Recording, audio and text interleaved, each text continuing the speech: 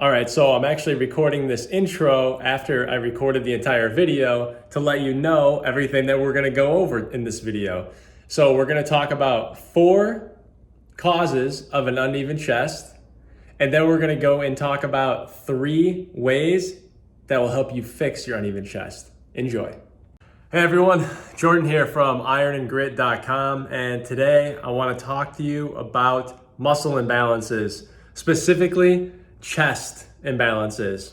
So I've had a few people reach out to me since I wrote the post on my blog about an uneven chest, and I've had an uneven chest for a really long time. So I wanted to make a video that just kind of summarize what causes the issue and also give you a few things that I do that have helped fix my uneven chest. I mean, it's a little uneven still. You can't really tell. It used to be a lot worse, but over time, grinding away at it, I was able to fix it pretty significantly, and I'm gonna go over how I did it in this video.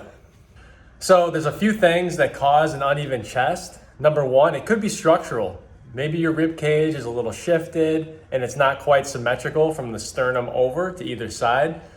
That's rare, but it does happen.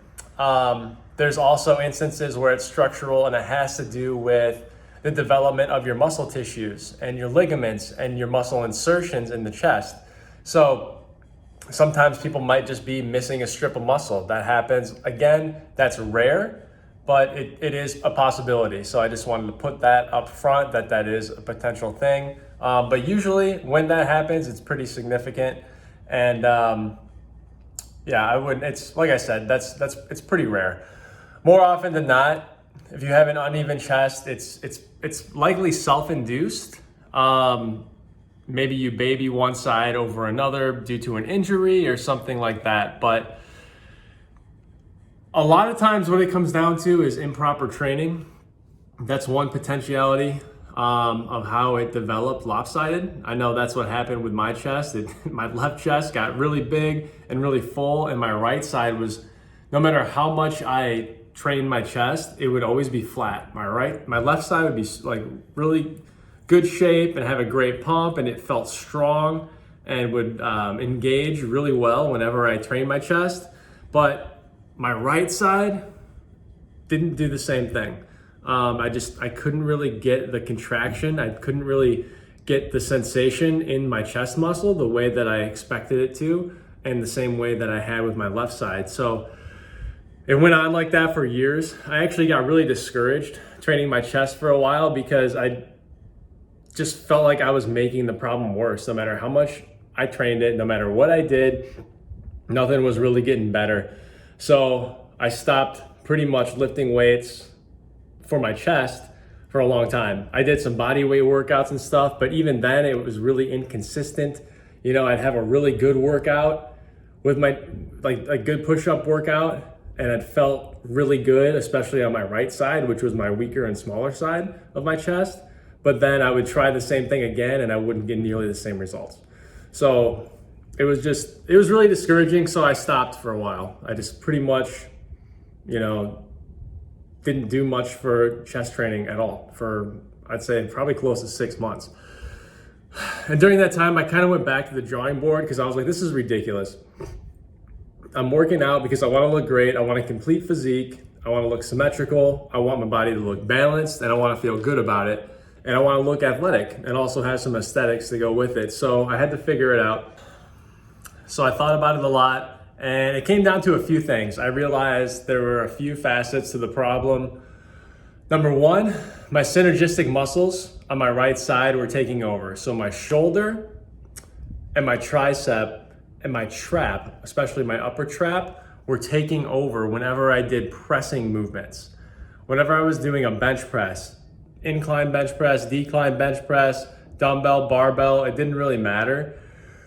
My shoulders, especially my front delt and my tricep on my right side, which is my weaker side for my chest, would take over, and my trap would also be really engaged and really tight, which is another issue in and of itself, which I'll talk about here in a second. So that's one thing that I had to realize, is that when I was, it could be because I'm right-handed, I don't know exactly, but whatever it was, when I was lifting and I had that barbell in my hand and I was doing a bench press, I was always thinking and focusing my mental energy and putting it into my right side and just moving, and had the concentration focused on pushing the barbell away from me rather than engaging my chest on my right side. And I think that's what caused my arm and my shoulder on my right side to overcompensate, and my left chest just never really got the engagement that it should have. So another thing that caused the issue is that my right trap was extremely tight. My right trap is actually more developed than my left trap. And the same is true for my right shoulder and my right arm. My right shoulder and my right arm and my right trap are more developed than my left trap, left shoulder, and left arm. On the flip side, my right chest, my right pec is less developed than my left side. So you can see how my right arm compensates for my weaker right chest. Whereas my left chest works appropriately and gets targeted and trained appropriately, so my left shoulder and left arm and left trap are equally developed with it. Oh, another thing. Because those other muscles were taking over, I had a weak mind-muscle connection with my right pec. So when you have weak mind-muscle connection, you're not able to flex a muscle by concentrating on it. So I had to practice that a lot. So that was one thing that I had to do in order to even out my pecs, was increase my mind muscle connection with my right pec in particular. Okay, so let's say you're in my position and your left pec is bigger than your right pec and you want to improve your right pec. So the first thing I would do is to double check and see if your trap is very tight or if your trap on the smaller pec side is bigger. If that's the case, get yourself one of these lacrosse balls. And what you're going to do is you're going to take this lacrosse ball and you're gonna pin it right back here. And then you're gonna lean against the wall and get some really good leverage. And you're gonna just dig it in and kind of roll it around all through your neck, over your shoulder blade, on the ridges around your shoulder blade. And you're gonna do that for a couple of minutes. And you're gonna feel it immediately. It's gonna feel tender. It's gonna feel, it might hurt a little bit, but it's a good thing. What you wanna do is you wanna find the knots in your muscle and you wanna just kind of tenderize this tough muscle up here and get it to relax. Because once your trap relaxes, you'll be able to pull your shoulders into the appropriate position that's gonna allow your chest muscles to do the work that they're meant to do whenever you're doing a chest workout.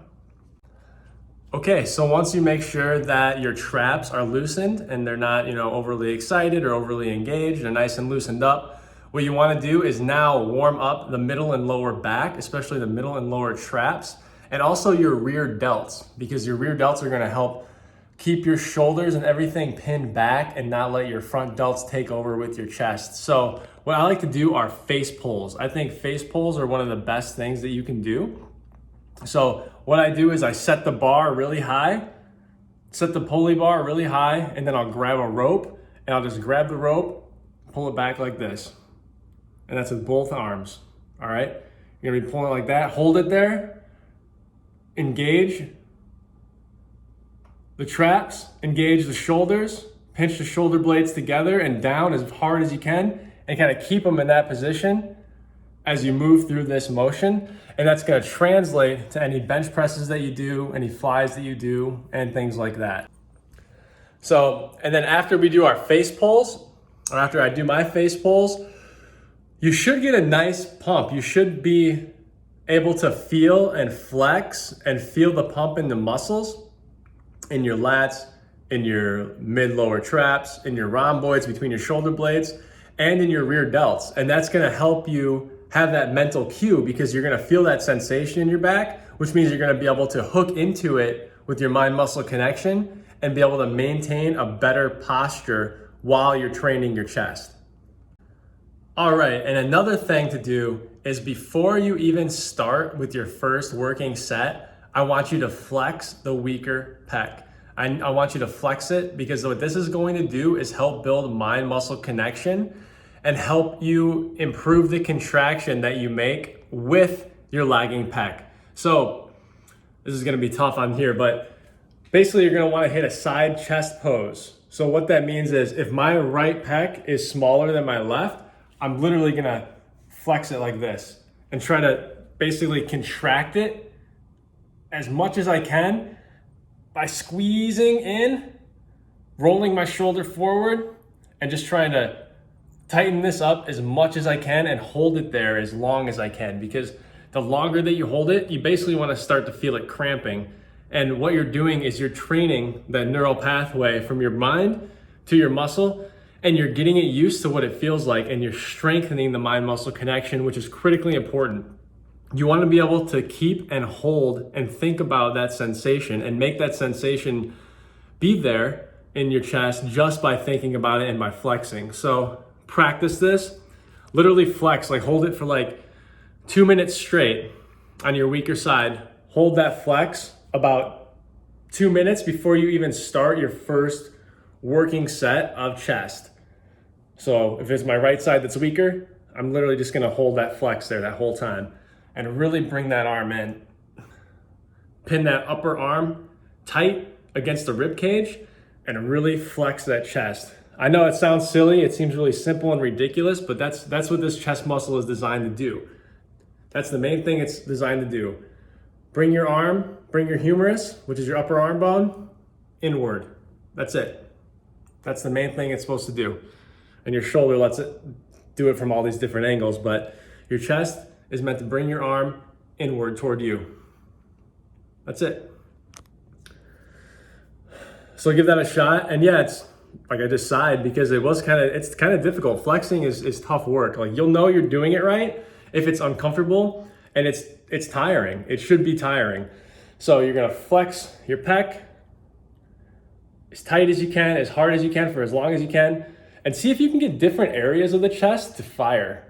See if you can get different areas of the chest to feel the sensation more. But the main thing is you want to flex your entire chest as hard as you can for as long as you can, and keep that up. And do that before you start your first working set, whether you go to bench press or flies, whatever it is. We'll talk more about exercises in the next video on what you can do to fix an uneven chest. But these, I think, are good ways to are good things that you can integrate into your chest routine if you're trying to fix your chest, and without trying to boil the ocean and doing too much at once. So do your flexing, and you can do this at home, you can do this in the car. Just be careful, don't get in an accident or pass out or anything like that, and sue me, don't do that. It's not a good look. I don't need to deal with that. And yeah, just don't be a dummy. But flex, you can do this while watching Netflix, you can do this while watching TV, you can do this while you're eating dinner. It doesn't matter, you can do that. So, but 100% do it before your chest workout. Hold it for like 2 minutes, a total contraction time of 2 minutes. And in between sets, do it in between sets, because you're gonna have a muscle pump and you're gonna get even more of a sensation and a stronger connection because you're gonna feel more happening in the muscle. So that's my time for now, guys. I tried to make this one quick. I know it's kind of a quick and dirty video, but the information, it works. It's good stuff. That's what I've been doing, and I've noticed a big difference. I've noticed that my chest is starting to even out, and has been since I started doing these tips that I shared with you in the video today. If you have any other questions, let me know. Leave me a comment if this video was helpful. Any specific questions, you can just ask them in the comments too, because then my answers will, maybe someone else has the same question, but they're too shy to ask. And my answers can then benefit anyone else that watches the video. So if you have a question, please, I encourage you. Any question, there's no such thing as a dumb question. So go ahead and ask it in the comments below. I'm happy to help out. I plan on releasing another follow-up video if this gets enough attention and people want it, with exercises that you can do and how to do those exercises specifically, and a couple of unique techniques you can do to increase increase how you can train and bring up a lagging chest. So let me know. Don't forget to like this video if it was helpful, and subscribe. And if you know somebody with an uneven chest, share this video with them. They'll love you for it, and I'll love you for it. That's all I got for now, guys. Thanks for tuning in, and have a great rest of your day. Bye for now.